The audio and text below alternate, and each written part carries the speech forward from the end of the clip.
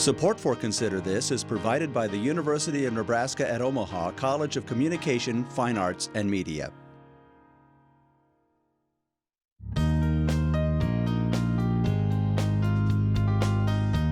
From the campus of the University of Nebraska at Omaha, Consider This, a program of issues and information behind today's news. In a world without social workers, thousands of new families would not be formed through adoption. Brave veterans would not get services they need. People living with mental illness would be more isolated. More children would be exposed to abuse and neglect. Americans might not have Social Security or a minimum wage. More people would go hungry.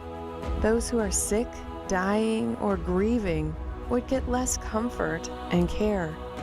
There would not be social workers in government to ensure our nation lives up to its ideals. And people who are discriminated against because of race, class, religion, gender, or sexual orientation would lose their biggest champions. Aren't you glad social workers make the world better? Celebrate the profession during Social Work Month in March. Hi everyone, I'm Kathy Wyatt. Welcome to this week's edition of Consider This. Our topic, social work. Here to talk more about it are Christy Abdul-Green. Christy is the president of the National Association of Social Workers Nebraska chapter. Amanda Duffy Randall. Dr. Randall is director for the Grace Abbott School of Social Work right here at UNO. And Deb Anderson. Dr. Anderson is senior director of early intervention and training for Project Harmony. Welcome to all of you and thanks for being here. Thank you. All right, Christy, we're going to start with you. How do you define social work? That's a very hard question, actually. Social work is so vast in what we provide to our communities, to individuals. It's hard to just sum it up in a definition as to this is what social work is. You know, we do things from providing individual counseling, family counseling, one-on-one to serving in Congress and changing policies and responding to natural disasters, which unfortunately have become more common. And so social workers do so many things. Wow, and its history dates back to the 19th century. Set the stage for us. What was going on nationally at that time? Sure. So when we look back at our history, it's very rich.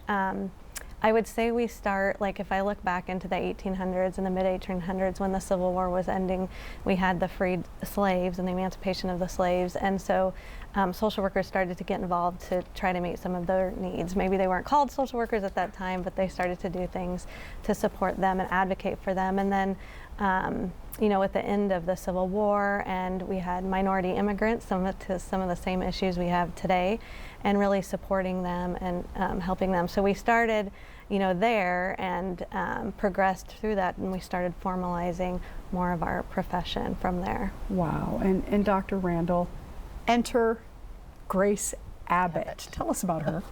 Grace Abbott was born in Grand Island, Nebraska, and she was the second child in her family, and she was described, which I love, as temperamental and impatient, which I think propelled her career. She was educated to be a teacher. She joined her sister at Hull House in Chicago in 1909, I believe, and there she became the first director of Immigrant Rights Organization. So she dealt with exactly the same issues we deal with today. She advocated for children, and her legacy is she was the first director of the Children's Bureau and the first one who really brought children and family services into government. It's amazing to think that you have a woman who is teaching. I mean, she's in a school, right? Small school. And before you know it, seemingly, for those of us who are doing a bit of research, she is launched to this national, and that just doesn't happen overnight. What kind of a person must she have been? Well, she was temperamental and impatient. What launched her was an act to limit immigration by a literacy test. And so to stem immigration and the number of people emigrating to the United States, there was proposed a literacy test, and she protested mightily in front of the Congress. And her description was Congress was a slow-moving traffic jam, and she was the only one pushing the baby carriage in the middle of it. Well, she must have pushed pretty well, because Dr. Anderson, milestones, many milestones as a result of her work, obviously, and others. We're going to put up some photos for our viewers, and as we do that, just kind of in your opinion, what were some of the bigger milestones? When the profession started, and I think we'll see this picture, you can see here, this is a tenement, and a lot of the work that began in the beginning had to do with poverty, so helping families in poverty, helping families as a result of immigration, as Amanda talked about, and also urbanization, so people are moving from the farms into the cities and congregating in very limited space. So you can see all these children and living in one small area. So a lot of the work that was done was around helping kids with public education, doing a lot with public health, because people didn't understand sanitation and how to take care of the spaces that they lived in. If we go to the next picture, I think we can see another one. These are people that are they're talking about how do we meet the needs of the folks that we're dealing with. I love that there's a lot of women in this picture. So this would have been one of the early either charity organization societies or settlement houses, and this became the early professionalization of social work. Before it was really considered a profession, it was really done more out of charity. But this was the beginning of that. And in fact, one of the milestones was when somebody came out and said social work is not really a profession. And so we have worked very hard to establish, in the way that Christy talked about, all of the things that social workers can do. So you can see them, they're trying to apply the scientific method to serving families at this time. This is Whole House. Amanda's been to Whole House, and did you take students there? Did you? No, I've just been there to visit. I took students there many years ago, and it's just amazing to see. It's not this big anymore. A lot of it is gone, but there's a little bit left of Whole House. Jane Addams is considered the grandmother of social work. She was the founder of this, where Grace Abbott ended up going there to stay at Whole House. Right. And they did a lot for women. So they had basketball games for women. They did arts classes for women. They did education for women. All of that happened at this. This would be considered a neighborhood-based center.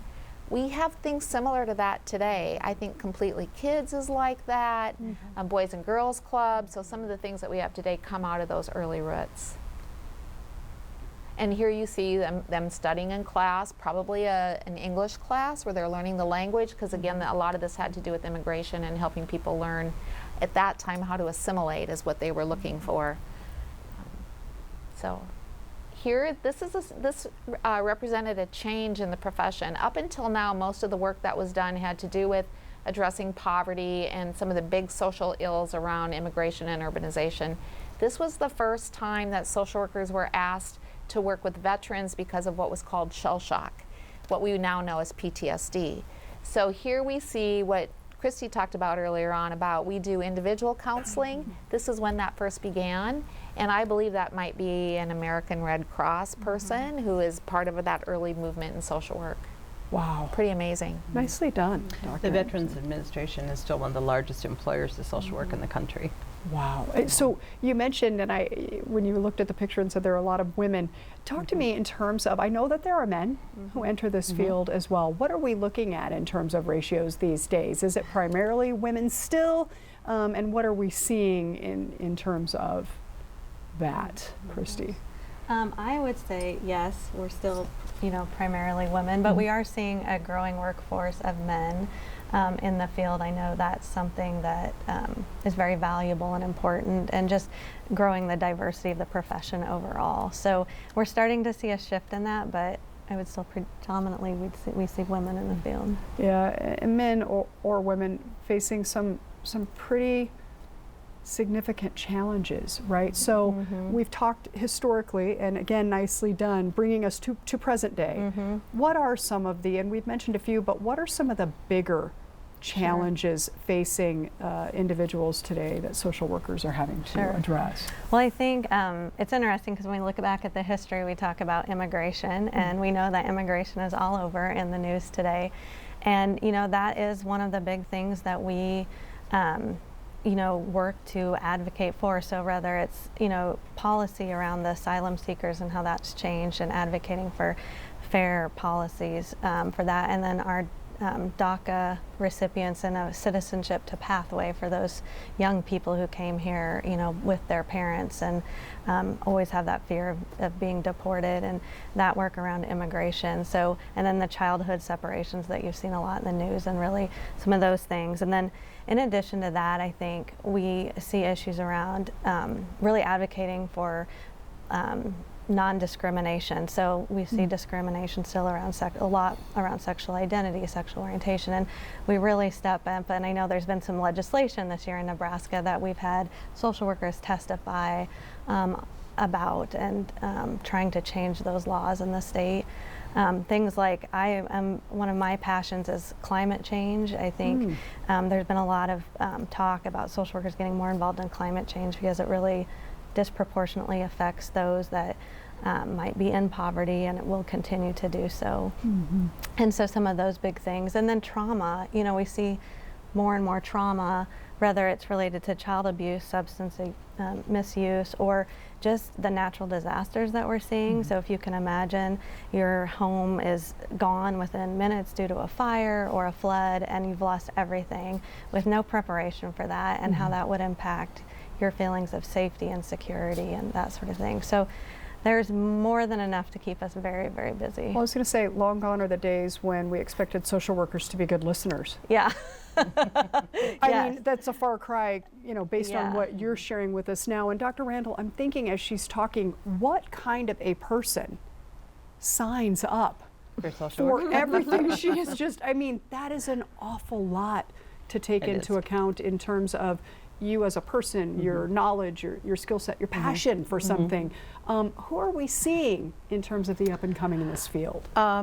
Well, in our school, Grace Abbott School of Social Work, we admit a wide spectrum of people. We have both an undergraduate and a graduate program, and we also have an off-campus program we teach in Kearney at UNK campus for social workers in mid-Nebraska and outer Nebraska. Our average student is anybody. We take 22-year-olds who are coming into graduate programs. We take 60-year-olds who are changing careers. We have a number of veterans who have returned from active duty, who go into social work as a profession. We actively recruit minority students, and that is sexual minorities, racial minorities, people who've been helped by social work, and also people who are privileged and want to give back.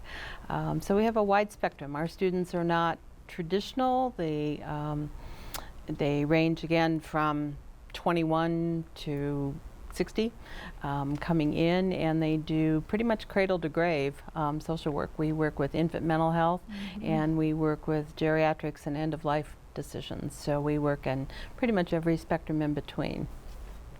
How do you prepare for that? I mean, if your students are that broad, right? That way, I mean, no class would be the same anyway. But now you're talking about the 22-year-old sitting next to the 60-year-old, and all sorts of life history over here, and you know, the big bright eyes over here. And how do you deal with that as an instructor? And well, I have a phenomenal faculty is the first way I deal with it. The people who teach for us both are full-time faculty, and we use many adjuncts who are practicing social workers in the community.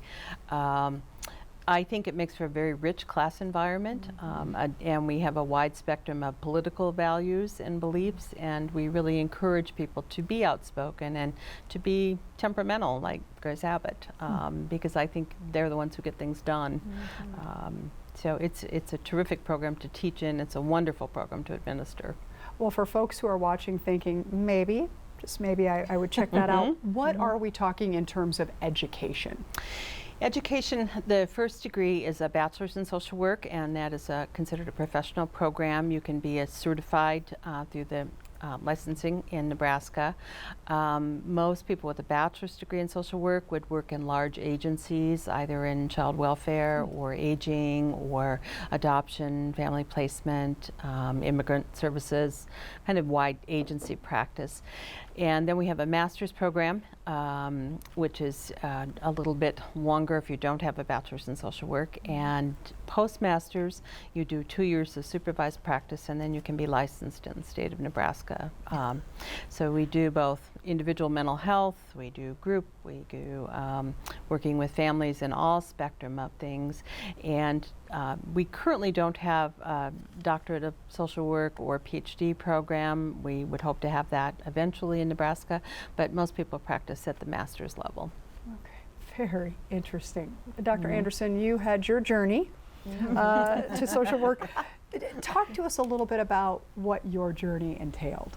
I think that it wasn't so different from most people finding social work.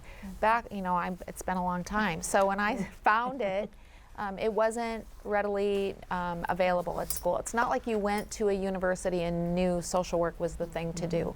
People generally knew about psychology or sociology, but not social work. And I found it by accident. I found it through personal experiences that were happening in my family, and then meeting somebody who said, hey, why don't you try this program? If this is, if this is the direction you want to go, why don't you give it a try? But I had first majored in psychology, said this is not quite for me. It was too focused on the individual for me. Sociology is great, but it focuses most on the environment, and the beauty about social work is it does both. You look at the individual in the environment. So what appealed to me about that is when you see an individual that has a problem, you don't assume that it's the individual's fault. Maybe it's because of what's happening in the environment that's affecting them. So it's that dynamic between the two, and I thought that that was so appealing. But it took me a while to find it. So I got my BSW at a small little Christian college in North Dakota and got my master's degree not at Grace Abbott School. I didn't live here. I got it in Missouri.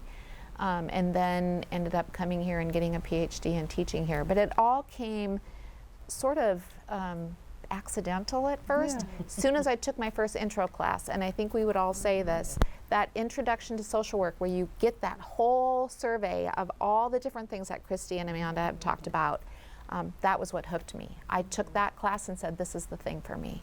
Well, I was going to ask you if you had an aha moment. I mean, I think there are many professions out there where I would look at them and think, that is a true calling.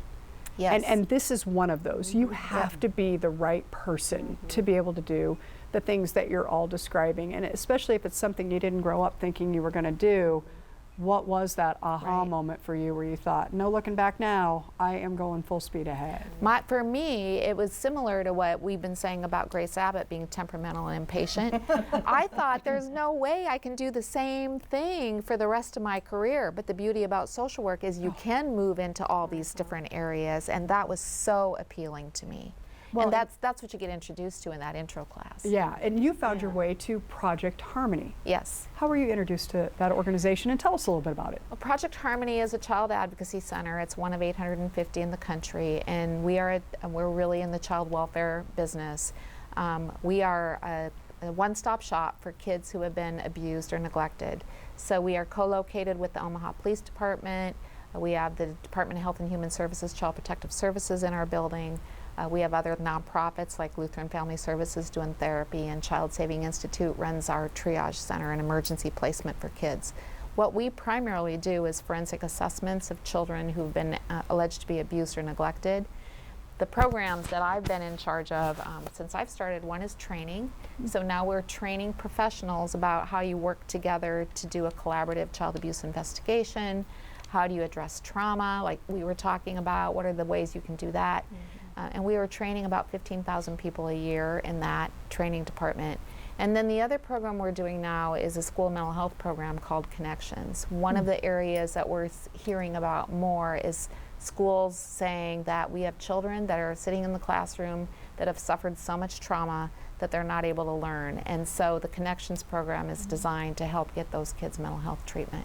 And one of the things, Christy, that she is really honing in on, and I absolutely love and can truly appreciate, is the whole collaborative piece. One person cannot do it all here, and nor would we expect them to, but that collaborative piece, talk about the importance there. It's funny because as I listen to Deb talk and she's talking about training the community on trauma, and Project Harmony is really leading that, we partnered, I work with CHI Health, and we partnered with Project Harmony, and they have trained several of our teams at CHI Health, and we're now trying to train everyone in the system. So from our front desk staff to our clinic staff, so that they approach every patient as if they've had some trauma experience. And it's not something that you have to do to be a trauma advocate or a trauma, but how we talk to everyone and assume that they may have experienced some trauma. So within our own community, one social worker to another, we can affect thousands of people through that. So, I mean, the collaboration is essential, and I think one thing that social workers are really good at is, and that's part of kind of our macro training, our systems training, I often have people say, how'd you get them to do that? Or how did you figure that out? And it's some training we have in social work where we learn how to really bring people together, be creative about how we solve solutions. We look to the community or to the individual to come up with the ideas to solve their solution. So we're not telling them this is what you have to do or how you need to do this. We're saying you're an expert in your own life. You tell us, what do you think? And then we'll help them work through that or help the community or the organization. So it's all about collaboration and communication. I think about your role, Christy, and you're talking in terms of communities. You're representing the state, right? So you're going to a lot of different communities, and maybe a tough question, I don't know. Do you see one unifying factor? So whether we're living in rural Nebraska, is there that one thing that you see consistently wherever you go in terms of your field? Yes, and I think it really comes back. There is definitely, because as Deb was saying, there's psychology, there's counseling, there's things that are like social work, and like Deb, I did psychology, and then found social work kind of by accident, and got to do the long master's program. But oh my! But I think that the thing about social workers is we do look at like she was saying, the environment. So no matter where you are, we look at what's the person's situation, and we're not ever going to blame or look to that person as if they've done something wrong, but what is the situation in which they are in, and then how do we help them in that situation? And I think that is something that's really unique to social work. When I talk to other professions that are similar to social work, I find that that's a unique perspective that we have through our academic training. Interesting. And I Dr. Randall, I do need to ask, because I'm sure folks are wondering, especially after hearing all that's involved with this educationally and otherwise. Some folks would say that a job like this, that's reward enough, right? But we do need to make a living at the end of the day. And so what can folks expect? This runs the gamut, but in terms of compensation for all that we've talked about here, is there an average, or what would you tell people if they were to say to you, Dr. Randall, what can I expect, right? Well, I would tell people that it is not volunteer work, first of all, and that social work is a highly trained, licensed profession, that our salaries are not commensurate with most CEOs, but we certainly make in the range of most people in public service. Salaries are certainly above a living wage for most people, and it really varies. Some social workers make a great deal of money in various aspects, and probably the average social worker makes a little more or the same as a teacher, and somewhat commensurate. Usually if we work for agencies, our benefits are fairly good.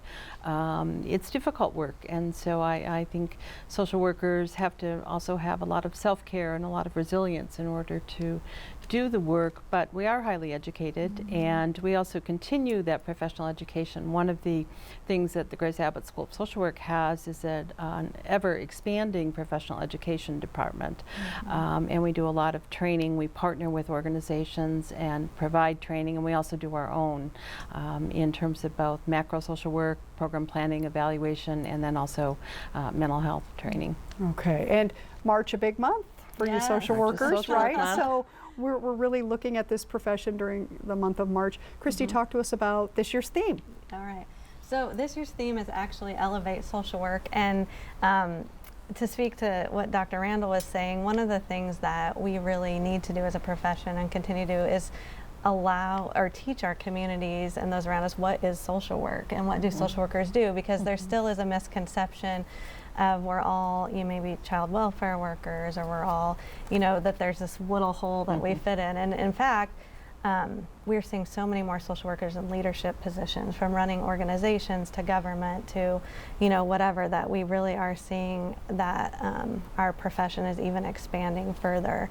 And so that's part of what the message we want to get out across the state and to our communities, is all the things that we can do. And I will tell you, working in healthcare, as we start to integrate more and more social workers into the work we do, our physicians are like, can we have a social worker? Can we have a social worker? They really see, like, if I'm going to help this patient improve their health, they've got to have transportation, they've got to have this. And so it's just, again, I think we're trained and have a skill set that we can do well in a lot of different areas. I do think of you as kind of the go-to, regardless of the organization, that you're the person that people are seeking. And if we don't know, I call Dr. Anderson, or I call Dr. Randall. It's that collaborative piece. It's that I may not have all the answers, but I know where I can get you. We are talking about social work today. We want to put up some websites in case our viewers want to learn more about this ever-growing field. So, socialworkers.org, NASW-heartland.org, unomaha.edu, and Dr. Randall, they go to social work after that, right? Yes, just type in social work and you'll find us. Ladies, I want to thank you so much for joining us today to share your time and your information, your stories, and I want to wish you all the best with your students and all the people with whom you work moving forward. Thank you. Thank our students for working so hard behind the scenes, and of course our viewers for watching. As we close, a look at the OPPD Arboretum as seen through the lens of Joe Komakash, a senior here at UNO. We'll see you next week.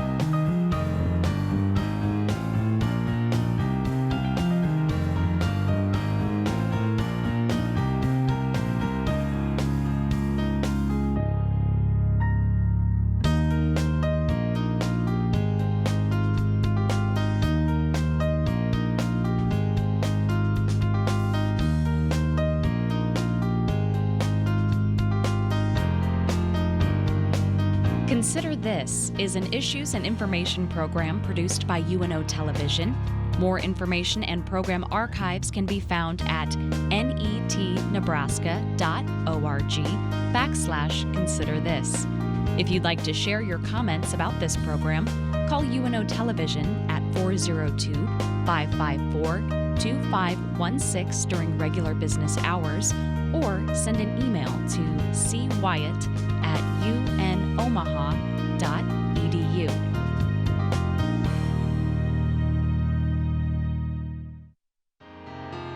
Support for Consider This is provided by the University of Nebraska at Omaha College of Communication, Fine Arts, and Media.